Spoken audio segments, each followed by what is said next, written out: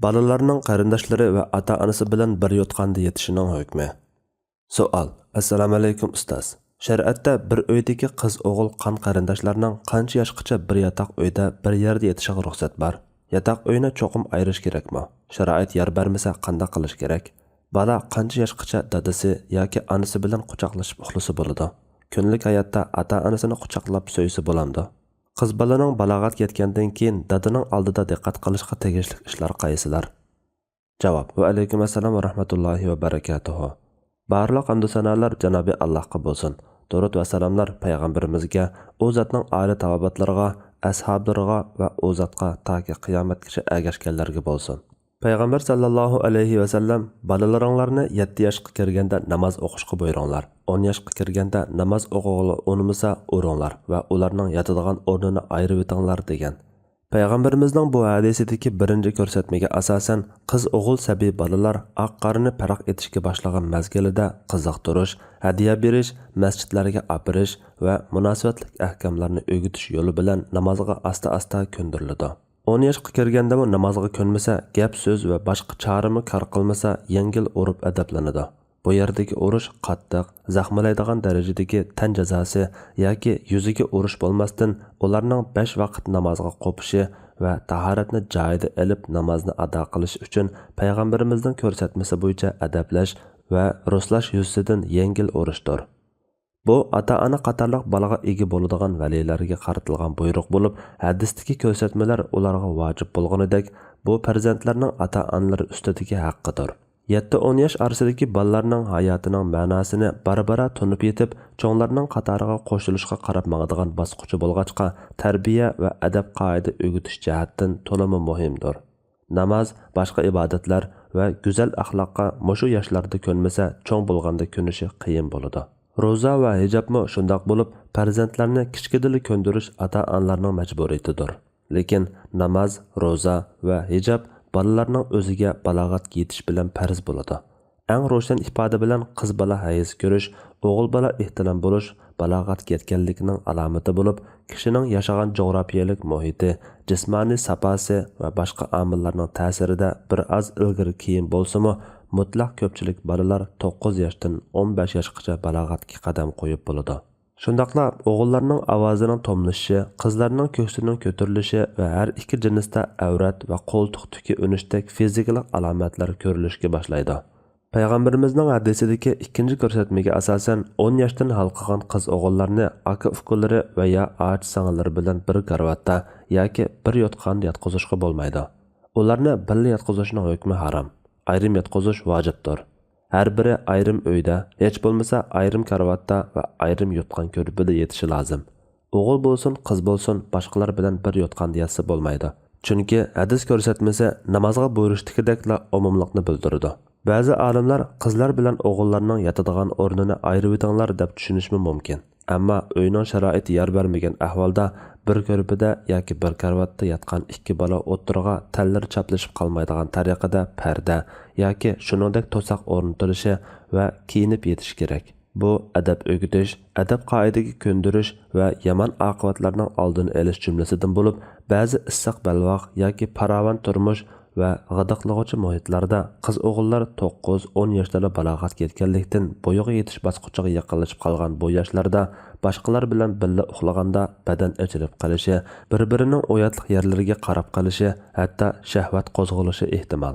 Imom Ibnul Qosim va Zarkashi qatorliq ba'zi olimlar hadisning balalaringlar 7 yoshga kirganda yotqani ayringlar, 10 yoshga kirganda namoz o'qimasa uringlar degan yana bir rivoyatiga asoslanib, ilgirki hadisdagi yotqani ayirishni namozga buyurish vaqti bo'lgan 7 yoshga bog'lab, 7 yoshdan halqaganda yotqani ayringlar deb tushungan. Lekin ko'pchilikning kuchli qarshida 10 yoshdir.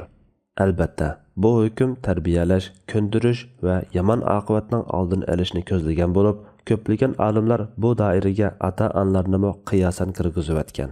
Ularning bayonicha payg'ambar sallallohu alayhi va sallamning ularning yotadigan o'rnini ayirib etinglar degan so'ziga asosan sabiy bola 10 yoshga kirganda uni aksi uksi, och singillari va ota-onasidan ayirib yotqizish vojib bo'ladi.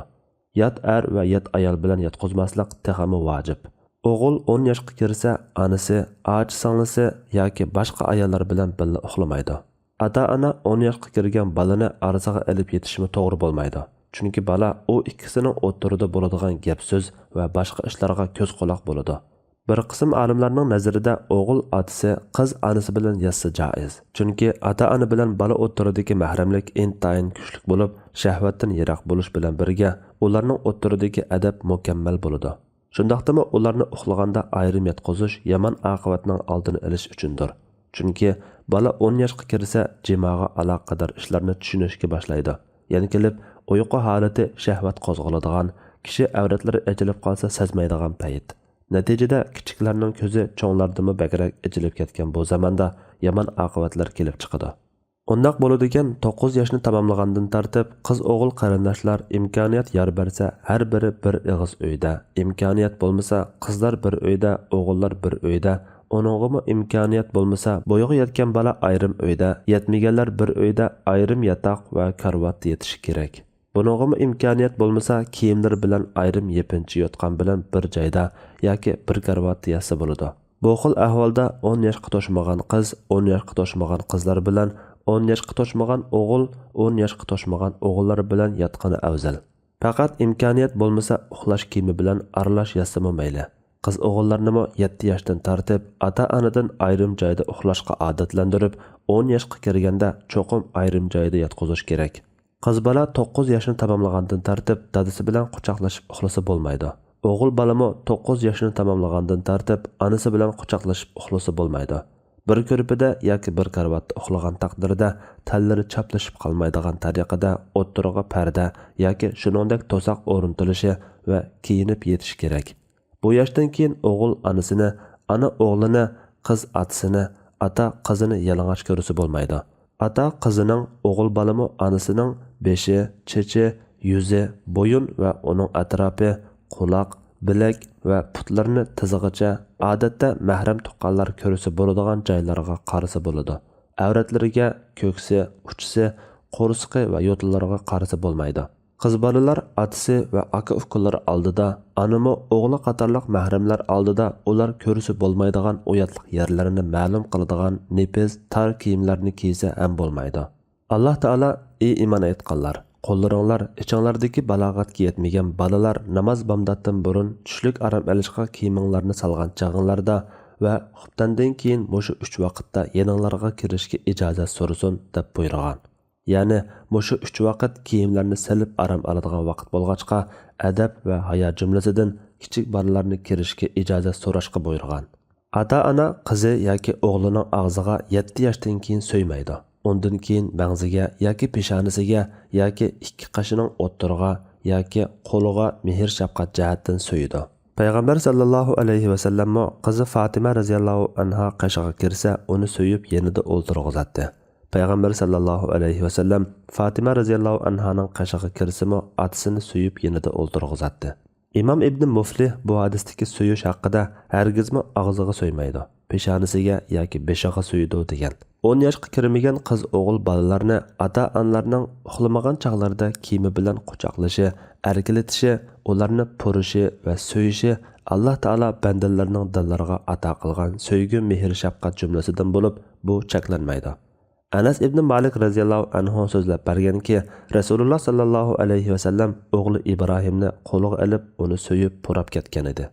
Bara radhiyallohu anhu: "Men Abu Bakr radhiyallohu anhu bilan birga uning uyiga kirganimda, qizi Aisha tapkesli bo'lib yetib qopti. Men Abu Bakr radhiyallohu anhuning uning mag'ziga so'yganligini ko'rdim. U: 'Ey qizim, qanday ahvolingiz?' deb ahvol so'radi" deb so'zlab bergan. Safarga chiqish yoki safardan qaytish, to'y-to'kun, hayit yoki imtihondan o'tish degandek biror tabriklash yoki vidolashishdek ishlarda ehtiyoj to'yilganda bo'yig' yetgan qizi va o'g'illarini o'z ichiga olgan cho'ng va kichik bolalar ota-onalarni quchoqlab ko'rishsa bo'ladi. O'gay dadami qiziga nisbatan mahram bo'ladi. Bunoga asosan qiz bola o'gay dada oldida boshqa mahram tuqqanlarning oldida yurgandek yursa bo'ladi. Aloqador hukmlar yuqoriga o'xshash, lekin ansirgan ahvolda to'liq yurginishi va ehtiyotchan bo'lishi lozimdir. Bu vaqtda ayrim fatvo yozilgan. Alloh eng to'g'risini bilguchidir. Fatvoda Doktor Abdul Aziz rahmatulloh. Fatvolar majmuasi 3-tom.